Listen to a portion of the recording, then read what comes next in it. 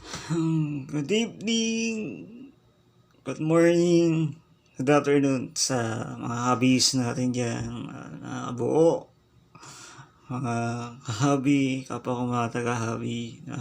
So today's video, meron akong nabili last few weeks ago na isang Lego kit. Ito Ninjago Dragon Rising. So nagbabalik ulit tayong childhood sa isang box ito, at para siyang Gundam din. So kung mapapansin niyo guys, pwede siyang mag-combination sa iba't ibang klase ng Lego, pero pwede rin pang kit bash.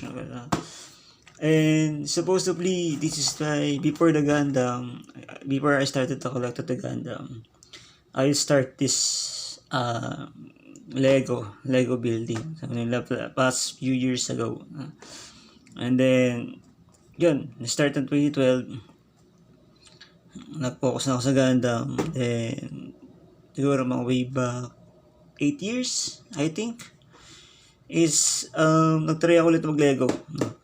So nakita ko lang tong Ninjago, so nagustuhan ko rin din tong na kit, no. So and the other one, nakabili ko lang ito last week, yung another Ninjago na Dragon Rising.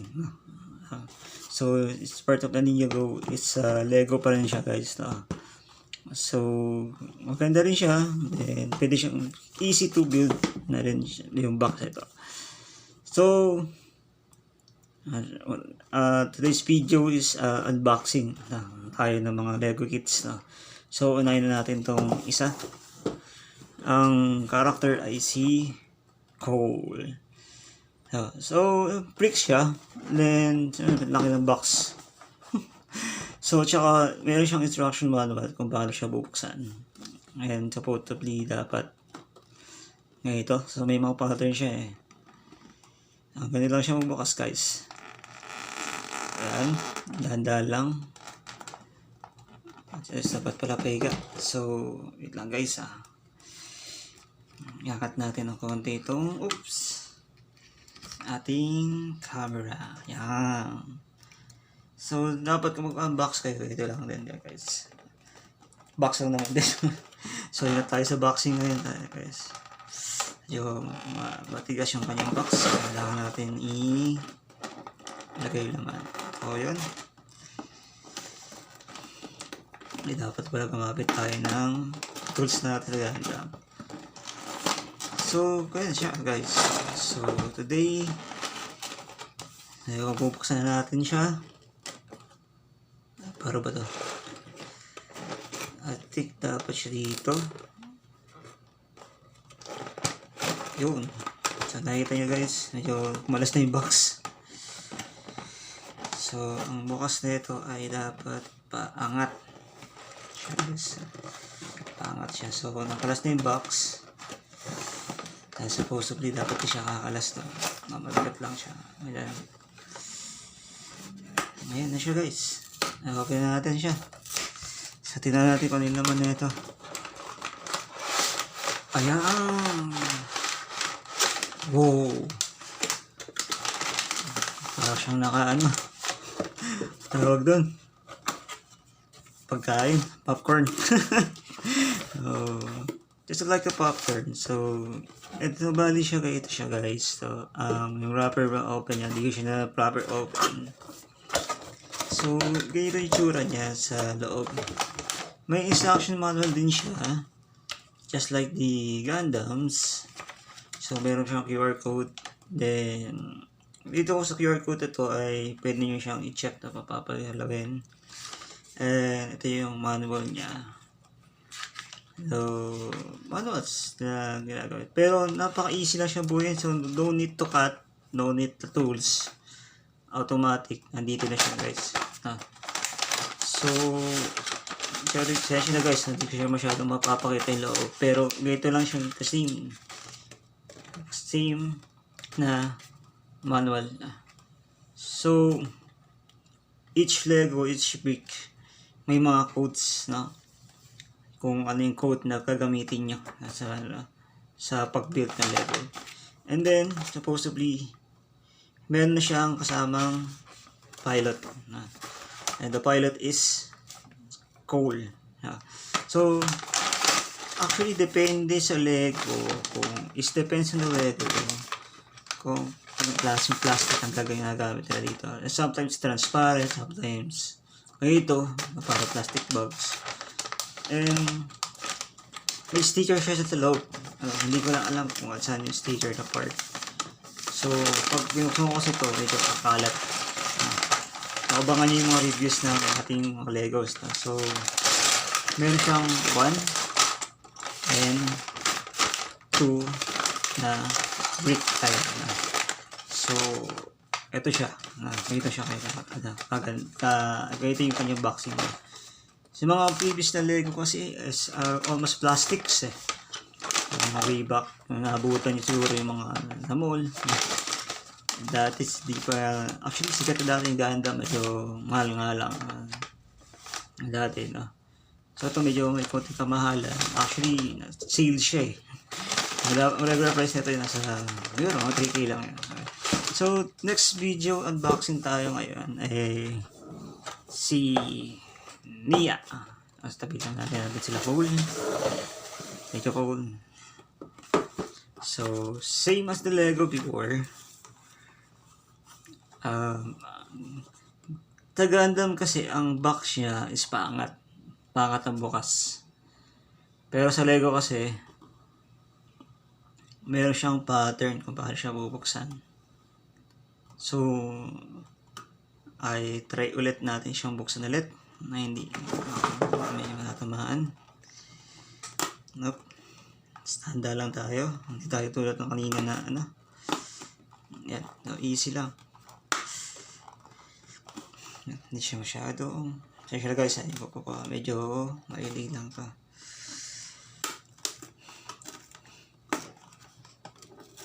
Yun. So, naangat ko siya. And supposed to be ayan. So, medyo naka-charge yung phone ko, medyo low-bat na kasi. Kaya, same with the first time. The first, natin, open. Medyo mabigat siya na konti sa ano. Kung siya lang. Dami tayo na tweezers. Okay, di siya mabuksan.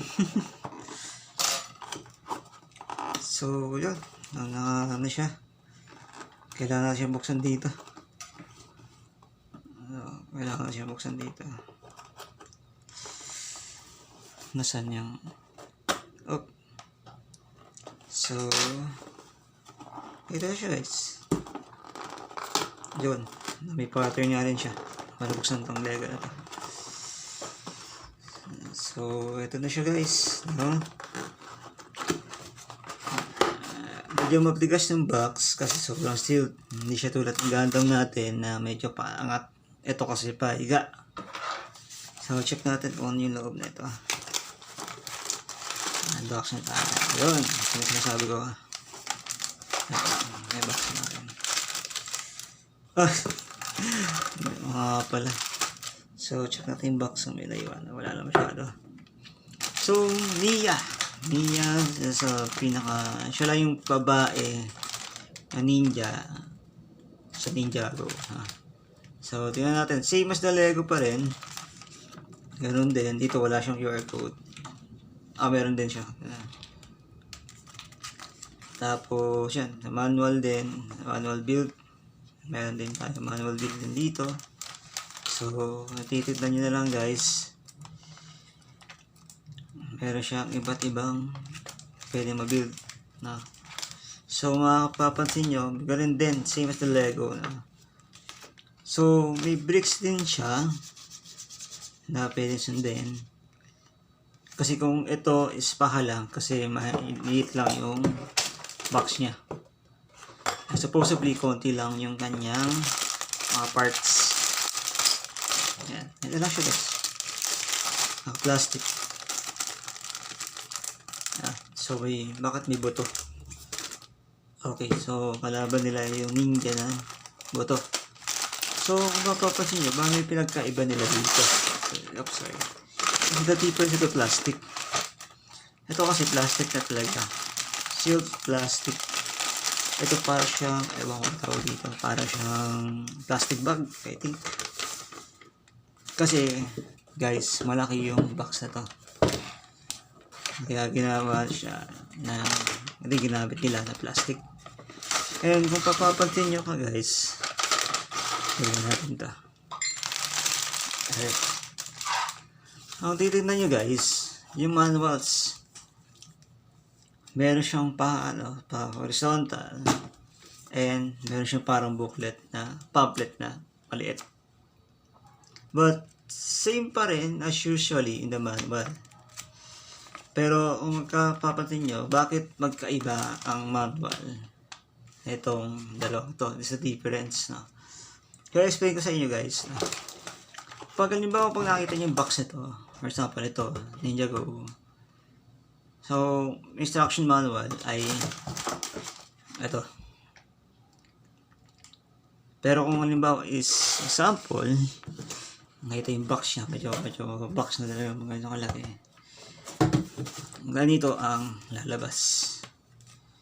So, I got 2 Legos kit that I buy in sale, no? So, I think is this kind of brick. Ang tawag nila dito is brick kit. Ang tawag nila dito. Kasi bakit brick? Kasi it's because of the style of the brick of the Legos. Bubuuin niyo siya without using any tools. So, ganun lang siya kasimple. Kung mapapansin nyo guys, sa isang plastic na to, may mga Lego na nakadikit na yung kanyang sticker, I mean printed na, para kung sa in just in case may mga stickers, tsaka meron din siyang effects. So yun yung that why the Lego is using this plastic. Diba sa Gundam kasi ay plastic lang siya, pero may butas siya, ibig sabihin galing from factory. So tonight's video kasi pinakita ko lang sa inyo kung gaano pinagkaiba ng Gundam natin sa Lego kit na to. So, I think Lego is part in Malaysia yata, or hindi wala lang matandaan. Malaysia ba siya or Singapore, or hindi ko lang matandaan. So, Malaysia, Lego. So, i-search ko na lang kung correct me if I wrong, kung Malaysia siya or Singapore. So, kung paano pagbabalik ng kits na to. So, sa Lego kasi minsan may mga extra kits, extra parts. So, kailangan nyo nyung ingatan nyo. Kasi baka mamaya pwede nyo gamitin sa mga ibang mga Lego sa bibili nyo. So, the one thing is, bakit ako magtago? Kasi natin nyo guys, bakit ako magtago ng kits na Lego It's because, nabak natin siya. And then, babalik natin siya ganyan. So, ito siya. Ito yung, siguro next na vlog ko is i-discuss ko sa inyo kung ano yung pinagkaiba ng logos nila na. So for now, we get unboxing videos tayo ngayon. Tsaka in-explain ko sa inyo ano yung pinagkaiba ng Lego and the Gundam. So, the Lego, brick siya. Hindi niya kailangan ng tools. Pangalawa, pwede mo siyang i-customize yung Lego na to. Parang yung sa Gundam, di ba? Minsan, magpe-paint tayo, ang kit bash, kailangan natin na maraming, pasikot-sikot. In the Lego, any brick na pwede siyang i-customize. So, ito lang yung videos ko ngayon. And supposedly, ngayon lang ulit ako nakapag-vlog. Kasi medyo busy nga, family first, tapos bukas na pasok na naman, and then black ulit.